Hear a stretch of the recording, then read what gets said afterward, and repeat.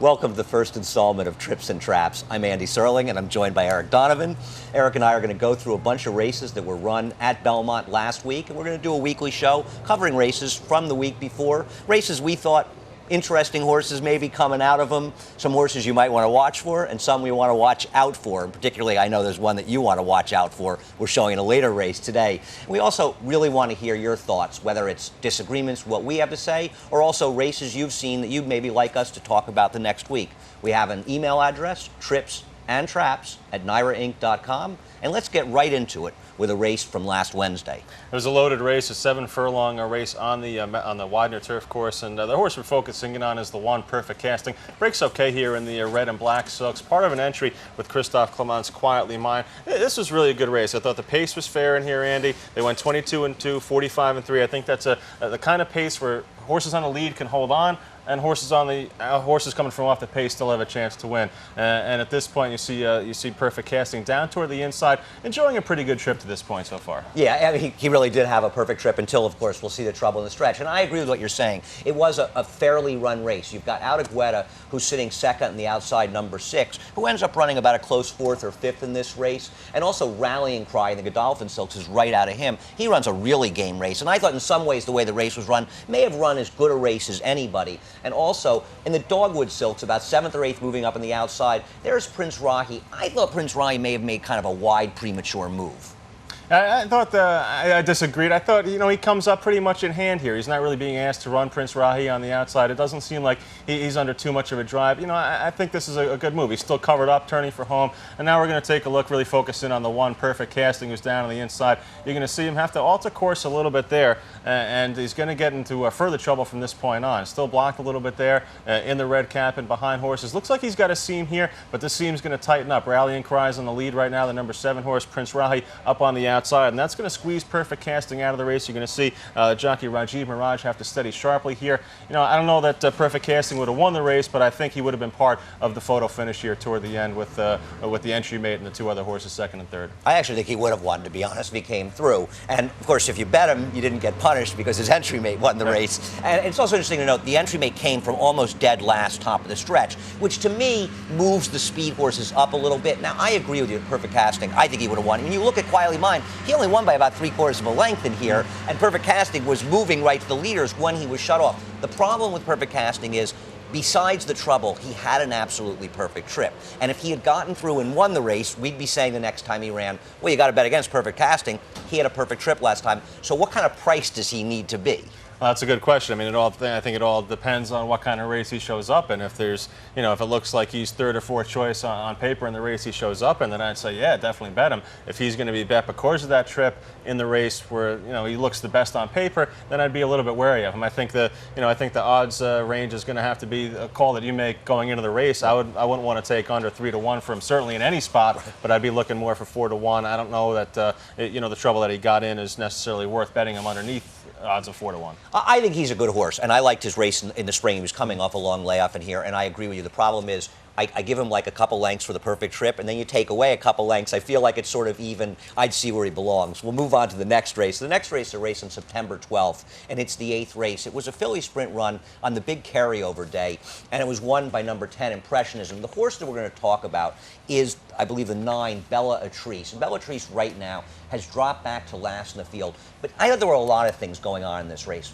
Basically, it was a slow-paced race, in that Impressionism was able to sit this garden trip sort of outside of horses. But also, the horse who finishes a close second is 6th on the rail right now in this race, and that was, remind me that horse's name, Roll the Die. So it was sort of dominated by inside and also perfect trip horses, but there's Bella Atrice at the back of the pack. Yeah, I mean, it's interesting to note, too, I think, in this race that I thought on this day, it was because of the big carryover, this race might have been taken off the turf on a regular day. I thought the turf was probably very soft. They call it yielding for this race. Obviously, that's going to slow down the fractions quite a bit here and hurt a horse like Bella Atrice, who we're going to see get back on the screen eventually here. But I thought for the most part this was a fairly competitive non-winners of one allowance race, and Bella Atrice had done a lot of her best running against Statebreds. In fact, her last 2 wins came up against Statebreds at Saratoga. And by the way, she is 3 for 4 at Saratoga, and the 1 win she does have here at Belmont was against a pretty weak weak field. But here she comes. She starts making the move right now. Yeah, she makes this big wide move, and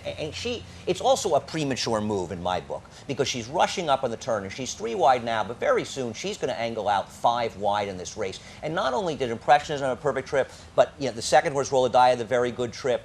Even the third and fourth horses all saved ground in this race. And there's Bellatrix out in the 5-path making this premature move in a race, the dynamics of which were really against her running style. And it was interesting to note, Bellatrix ran this huge race at Saratoga last time out, kind of out of nowhere. I mean, she improved her buyer tremendously. She was visually impressive that day. And this was, as you point out, a huge step up in class. And I think that she actually handled the step up in class in the sense that she ran a lot better than it looks on paper. And Bellatrix is one, even in a similar type field with a fair setup, I'll be looking to bet back. Well, you got to see where she runs back. I mean, with this New York bred that's 1-2 other than conditions, you could try to go back in for the New York bred and run for the tag. You can go in a non-winners of 1. You could even try a stakes race with her if they get if they get ambitious. So I think she's certainly a horse to keep an eye on for. Obviously, the more pace there is up front, that's going to help her too. Yeah, absolutely. And I'm actually hoping. I don't know if there's a race between it, but New York bred Showcase Day, I take a shot with her against some of these fillies. She runs in a stake. Those races seem very open. When you saw what happened at Saratoga with KG Girl wiring the field, I don't think that's going to happen at Belmont Park.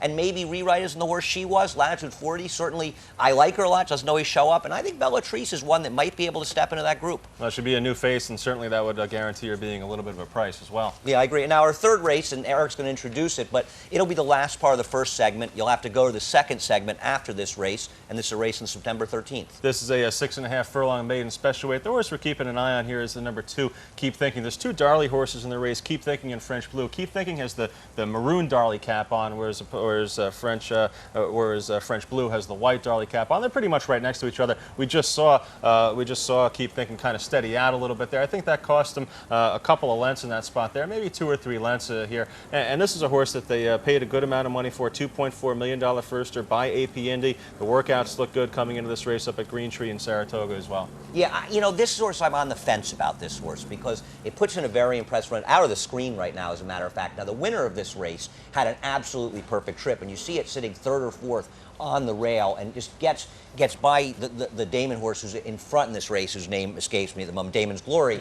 And Damon's Glory just gets caught for second by Keep Thinking. But here, Keep Thinking has moved into the picture about 2nd to last, 3rd to last, and is swinging to the outside. Yeah, he's going to swing to the outside here and really make a big run here through the stretch. I mean, still, he's got to make up about 7 lengths, I'd say, from here, to be a factor at the finish. And usually, when you see races like this, you just think it's going to be the 2 horses that are on the screen now are going to run 1-2. However, Keep Thinking comes with a big late run here and nails Damon's Glory for second and really finishes up well. You don't get to see pretty much the whole start of the stretch run for him. You get to see the start and the finish, not the middle part there. But I thought all in all a pretty impressive effort by Keep Thinking, whose trainer Owen Hardy has a reputation for doing good work with first-time starters, but I think over the last 5 years he's only 10%. So I'm looking for Keep Thinking to improve second time out. Obviously the bettability in this horse is going to be an issue. This kind of late move is going to have a lot of people saying, well, I got to watch out for this horse next time out. It all depends on what kind of scenario you get, how many horses that have run before, that have run well, and I would expect Keep Thinking to show more speed. I think he was a little green in the start. Yeah, I think this horse, you're wondering if he breaks his maiden, goes to the Nashua, and Remsen maybe goes on to be a good horse. There's 2 schools of thoughts.